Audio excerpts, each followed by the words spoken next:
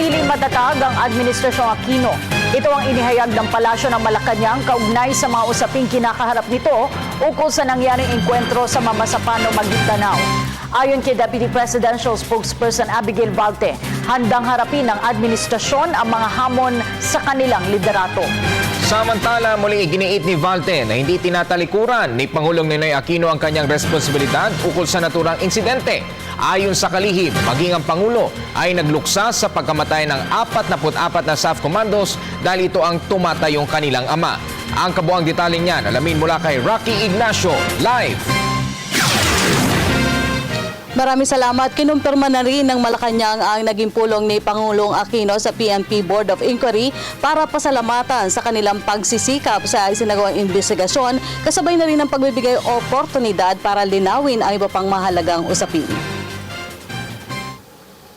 Handa ang Aquino administration na harapin ang lahat ng hamon sa liderato. Sinabi ito ng Palasyo sa harap ng mainit na usaping insidente sa Mamasapano, Maguindanao na kinasawi ng 44 na Special Action Force members.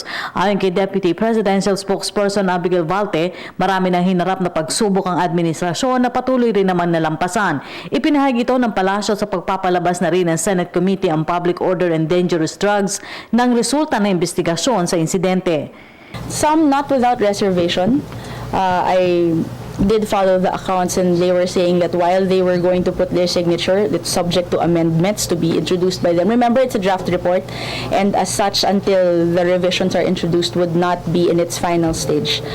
But in response to your question, every challenge is always seen by observers outside as a political crisis, etc.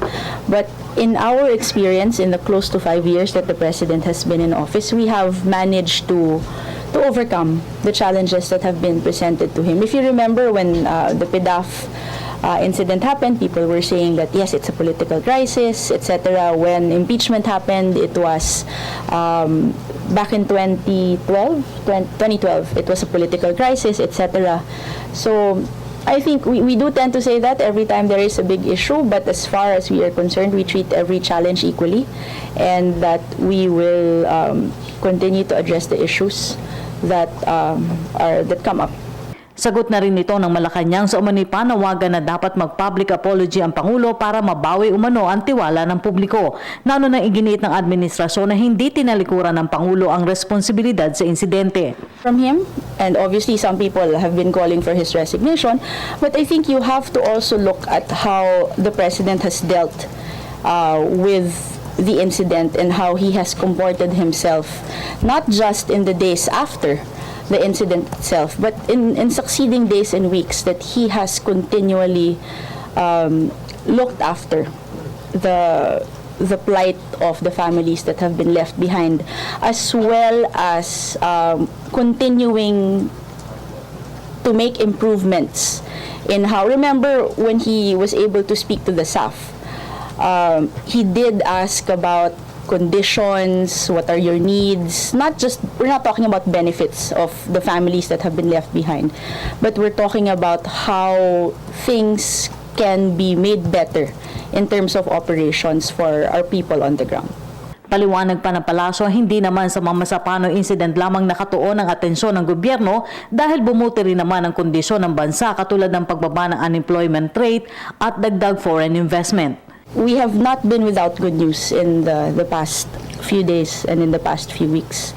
However, we do recognize that given the incident of January 25 and that emotions still remain, that many people continue to choose to focus on the January 25 incident, not without reason, of course.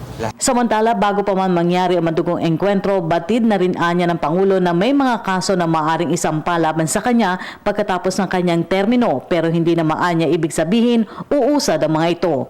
Even before the January 25 incident, the President has already been aware that he will be making decisions that may not please people. He has made decisions that have, in his own words, upset the rice bowls of many, and that he is prepared and he expects that when he steps down, there may be cases that may be filed against him. But that does not mean to say that these cases will prosper.